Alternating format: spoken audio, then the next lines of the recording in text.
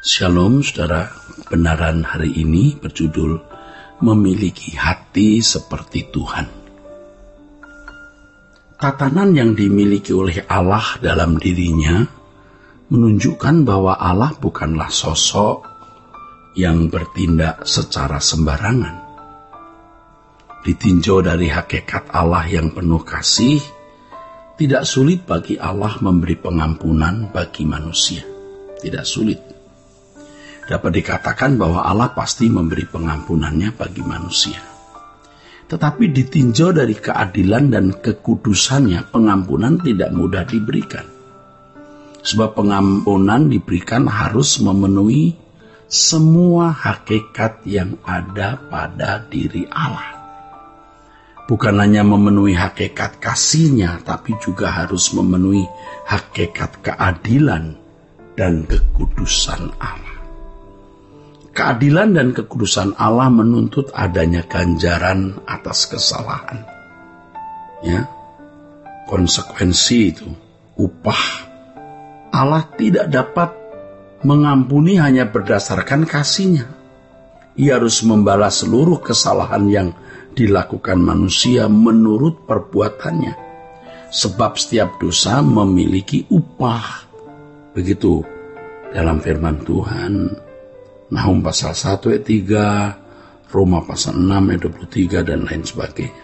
Harus ada sosok di luar diri manusia untuk menebus kesalahan manusia tersebut. Sosok tersebut bukanlah domba atau lembu atau darah binatang apapun. Darah binatang yang dikorbankan hanya tindakan bernubuatan atau profetis yang sementara waktu dijadikan simbol untuk pengampunan dosa manusia. Hanya darah Yesus yang mampu menyucikan manusia dari dosanya.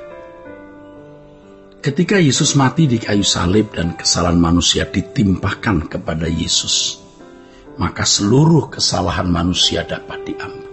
Ini adalah tatanan atau mekanisme dalam diri Allah yang dapat dipahami oleh pikiran manusia. Dan ini sudah sangat jelas, saudara. Pola pengampunan semacam ini sebenarnya, saudaraku, telah dipahami, saudaraku, ya, sejak lama oleh bangsa-bangsa lain. Ya. Sejak Allah memberikan hukum Taurat kepada umat manusia melalui Musa, konsep pengorbanan binatang untuk pengorbanan, ya, sudah dikenal oleh bangsa-bangsa di Timur Dekat kuno, ya. Jadi sudah 1500 tahun sebelum adanya agama Kristen dan 2100 tahun sebelum adanya agama Islam, ya, orang Israel telah mempraktekkan pola pengorbanan ini sebagai bentuk ibadah kepada Allah. Ya, diperlukan kurban dalam setiap ibadah untuk terlebih dahulu melayakkan manusia yang akan mencari Allah. Hal ini diketahui dan disetujui bersama untuk dalam tata ibadah bangsa Israel dan agama kuno umumnya. Dengan demikian sebenarnya tersirat bahwa tatanan pengampunan Allah terhadap manusia adalah tatanan yang dapat dipahami oleh manusia tersebut.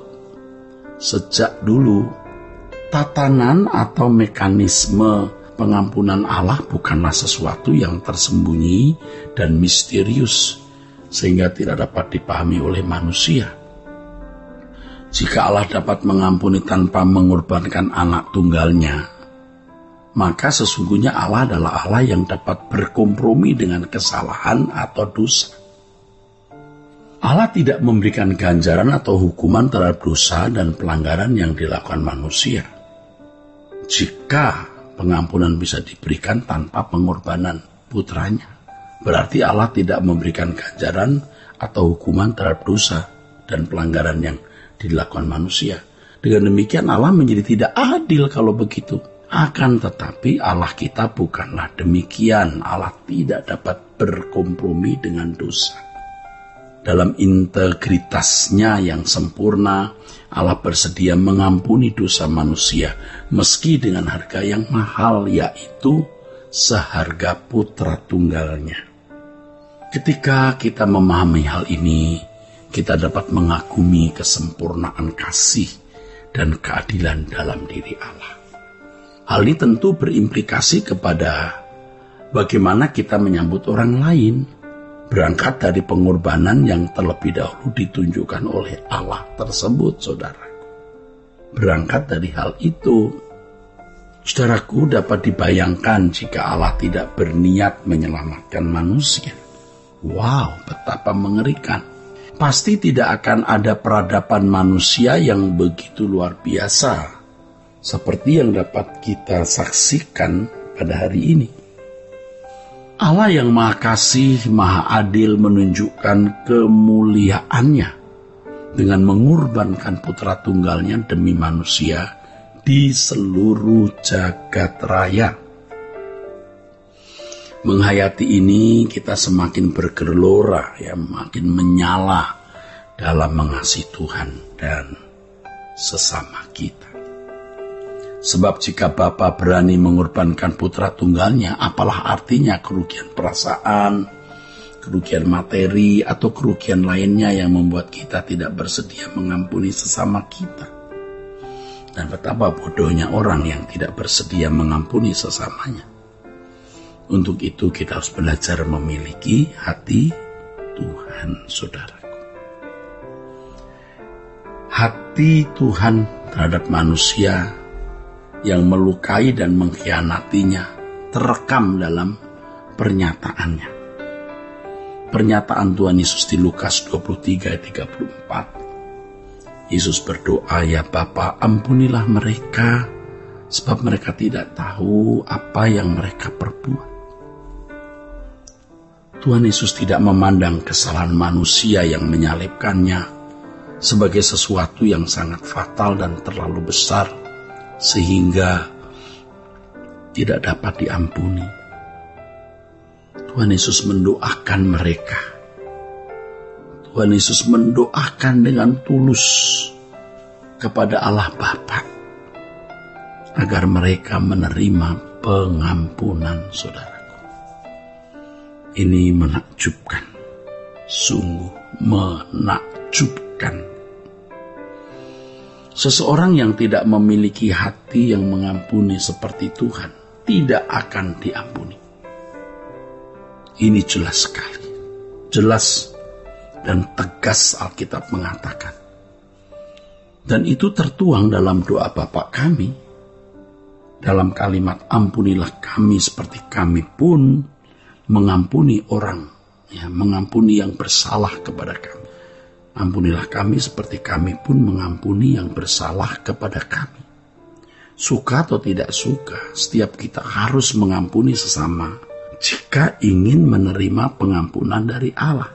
Seseorang yang tidak memiliki hati seperti hati Tuhan, yang tidak bersedia mengampuni sesamanya, tidak akan diampuni juga oleh Tuhan. Nah, ini mengerikan. Ini tidak boleh kita pandang main-main. Seseorang yang tidak memiliki hati Tuhan, yang bersedia mengampuni, tidak akan diampuni oleh Tuhan. Jadi pengampunan artinya mengampuni sesama kita. Itu hal yang benar-benar mutlak. Kiranya kebenaran hari ini memberkati saudara-saudara sekalian. Sola Gracia.